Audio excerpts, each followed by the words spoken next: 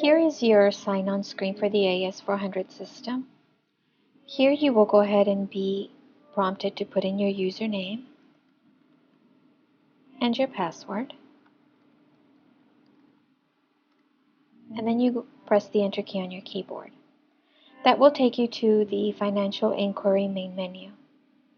In order to begin processing your requisition, what you need to do is choose option number 4, which is the Procurement main menu. So you want to go ahead and put the option down here and press the Enter key on your keyboard. That will automatically take you to the Procurement Processing main menu. Here you're going to choose option number 1, which is Work with Requests. So you want to put option number 1 down here where it says Type in Menu option below. And then again press your Enter key on your keyboard. In order to start inputting the information of the items that you will be ordering, what you will need to first do is insert the commodity code for each particular product. So in order to do that, we're going to choose the F11 on our keyboard. And that will bring up a window for the commodity prompt. Once you're at this window, in order to begin putting the 3 different numbers for the commodity type, which include the class, the type, and the detail, what you need to do is use option F4, which will bring up a list. So let's go ahead and do option F4. And here you'll see a list of the different things that you can order. Today we're going to be ordering sodas. So in order to do that, we need to find a description that best fits what we're ordering today. In order to scroll up and down your screen, you can either use your arrow key, or you can do a right click on your mouse and then you page down. So we're going to go ahead and look at the different items.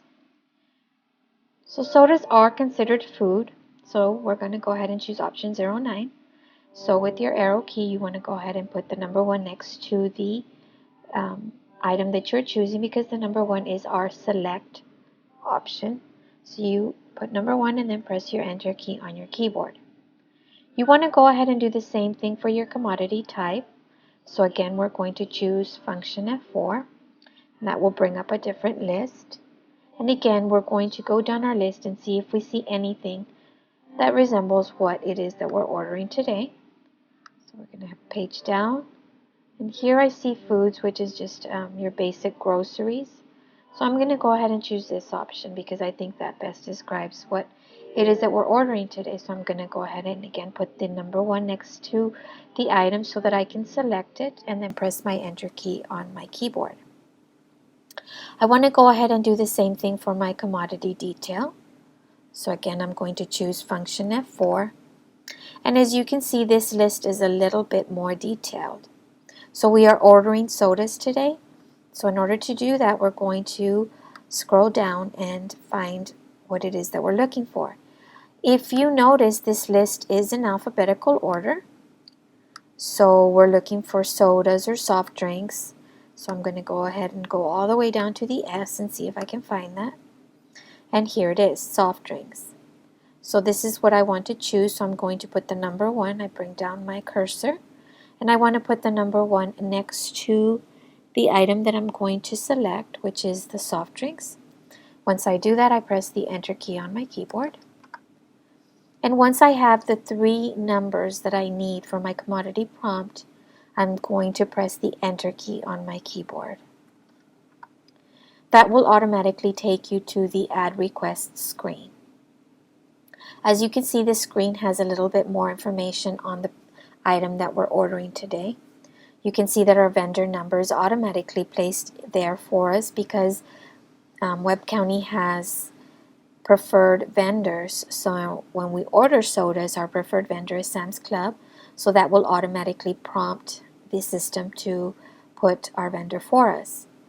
We can also go to function F14 if we want to see or choose a different vendor.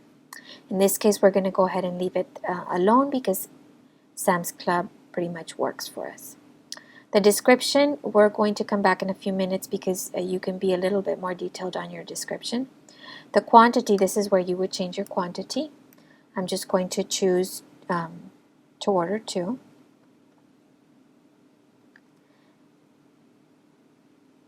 And then I'm going to go ahead and put in my unit of measure.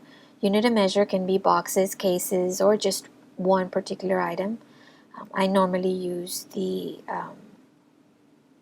each. And then as you can see here, you'll see a little plus sign next to a lot of these things that we need to input. What that means is that in order for the system to accept what you are putting in, you would need to press the plus sign on your keyboard instead of pressing your enter key. So in this case, it's asking us to press the plus sign so that it accepts what we are ordering. It also is prompting us here to put a date, an employee number, and an account number of where these items are going to be purchased from. Our employee, the date that we will want to go ahead and put is, we're going to go ahead and put May the 2nd, 2012. And this can be any date that you choose that you need your items. Then we're going to be entering our employee number. The employee number in all cases is the same as your department number. So in our case is 0203. And again, we're going to go ahead and press our plus sign key. And here you can see once you do that, you are automatically given the department number, or rather the department name. The account number that we choose to take this order out of is going to be our goods for public event. So we go ahead and put the account number that we're going to be using. Again, we want to go ahead and choose our plus sign key. Here it took us out. So what we want to do is we want to go back to the previous screen. And in order to do that, we want to press the F3. Okay. So it takes us to this screen. We're not completely done with our order. So what we want to do is we want to go and we want to change it. So we're going to put the option number 2, which is to change, because we are not finished with all the information that we need to put here. And again, if you notice, it took us out of the system because instead of choosing my little plus sign like I was supposed to, I accidentally pressed the enter key and it took me back to this previous screen.